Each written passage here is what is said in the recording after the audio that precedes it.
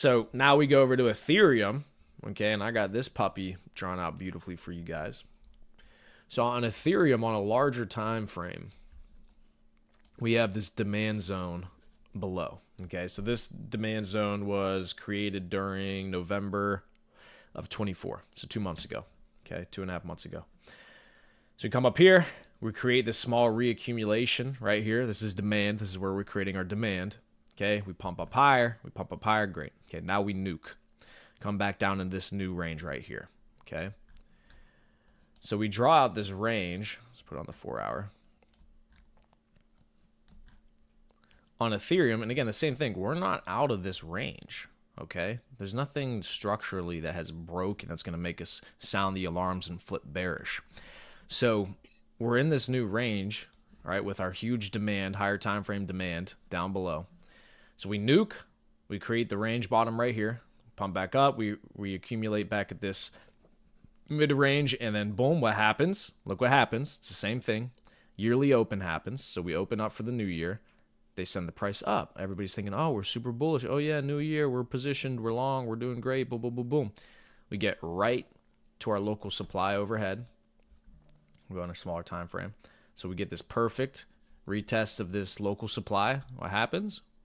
We go 1, 2, 3. Tried to break out. We didn't break out on the third, so what's going to happen? We're going to nuke because we rejected. And then that's exactly what happened. So here's the yearly open, 2025 yearly open. We nuke, and what do? We come right below it. We test perfectly on our long or on our higher time frame demand. Come back up. We reject again. Nuke again. Retest our higher time frame demand. Come back up. And look, this is literally just the yearly open. Look at how perfectly it's respecting the yearly open. It rejects exactly at the yearly open, and then we come back down. So now this could retest again. We could do this for the rest of the day, today, tomorrow, through the end of the week until we actually start moving up again. But we haven't lost that higher time frame support. We're still retesting this demand zone. So until this is no longer support, we're going to treat it as support. And if it's support, then that means it's going to bounce and it's going to move back up off of it. So again, it's not like if we did something like this, just so you guys understand, because it's not just that we're always, it's always going to go back up. I mean, if we did something like this and then we lose the bottom of this range right here, okay, yeah. Now I'm looking at it like, well, shit's probably different this time. There's probably an issue here. Probably should start selling. But that's not what has happened. They're just putting you through max pain to test your conviction and see what they can get you to do before they actually inevitably send this up higher. Like, I don't look at this and say, all right, it's over. I mean, it is what it is. We're in a range. We had a bull trap up here. We fucking nuked people out of their positions. Now we're ranging right below the 2025 yearly open, and we just got to wait for the market to start sending us up higher. Yeah, I mean, I think you pretty much covered everything on this too. I don't have anything I'm going to say. Is just going to be repetitive of what you covered. So, yeah. So that's that. And then the one other thing, just so you guys can see it too, which I thought was great for at least for me to reconfirm my bias, was this move that we had just put on Ethereum. This is why you got to study these charts. I mean, you don't have to. We'll do it for you. And this is why you show up, right? But this move right here is the almost exactly the same type of move we did last year's yearly open on Ethereum. So here, I actually marked it out over here. Okay, so here's the 2024 yearly open. Doesn't this look pretty similar to you guys right here? So let me actually do it like this. We'll show them side by side. Okay. So here's what we just did on ETH for this yearly open, right?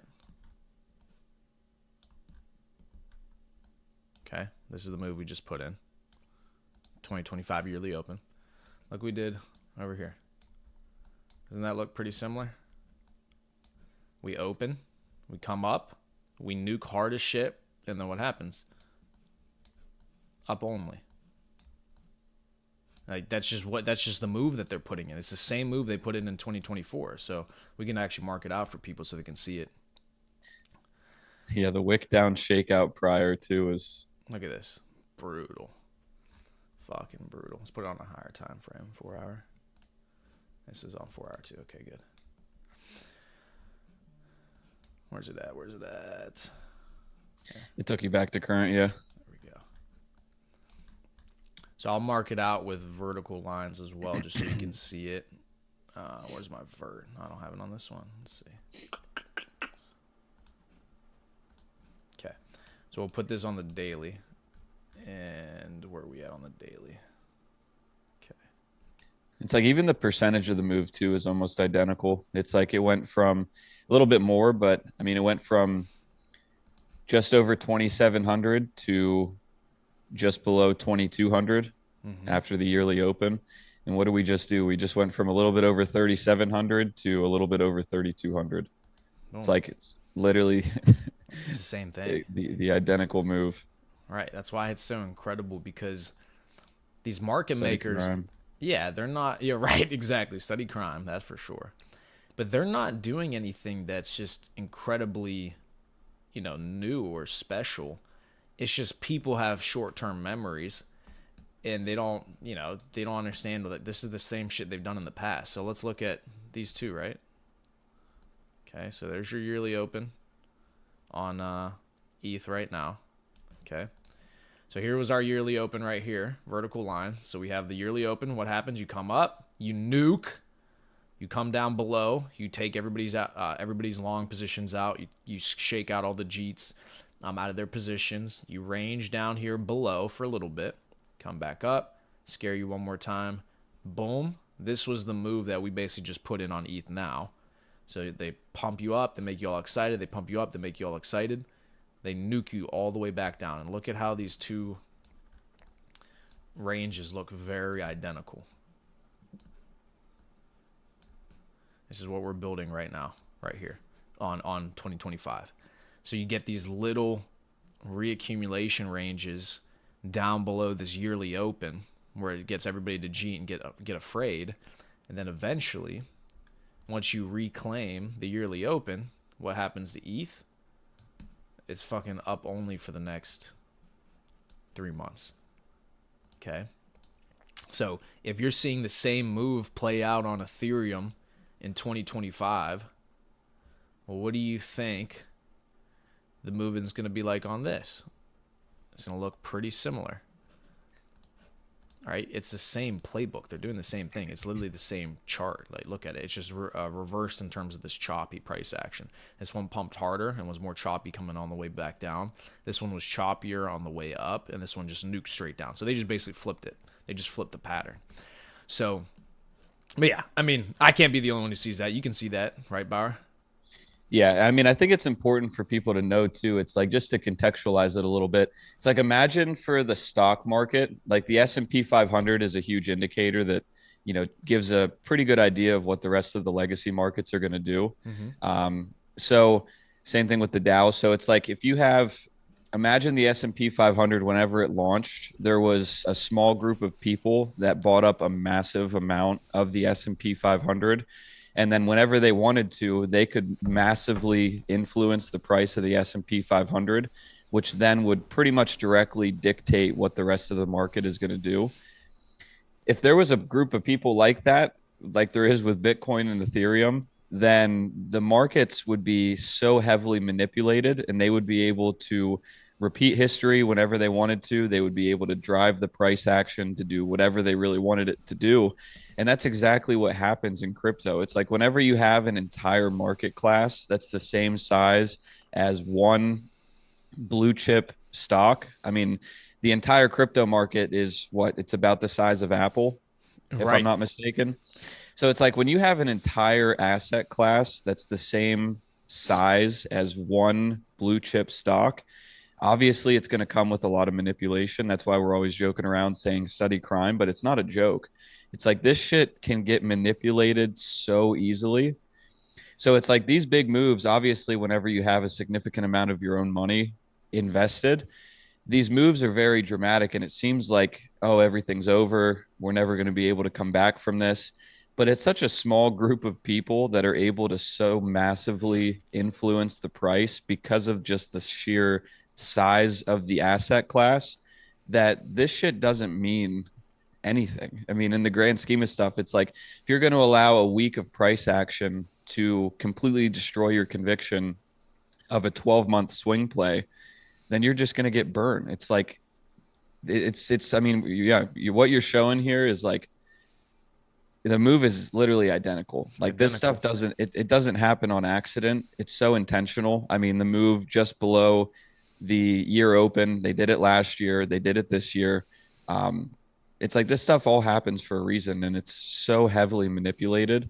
And these people aren't doing this stuff to lose money for the next Correct. 3 years straight. It's like we know that after Ethereum goes on its bull run, and crypto in general goes on this bull run the next 2 quarters, this is when all these people who have been positioning themselves for the last 9 month range that happened all through 2024 and were accumulating through the bear market the past 3 years, this is when they make all their money.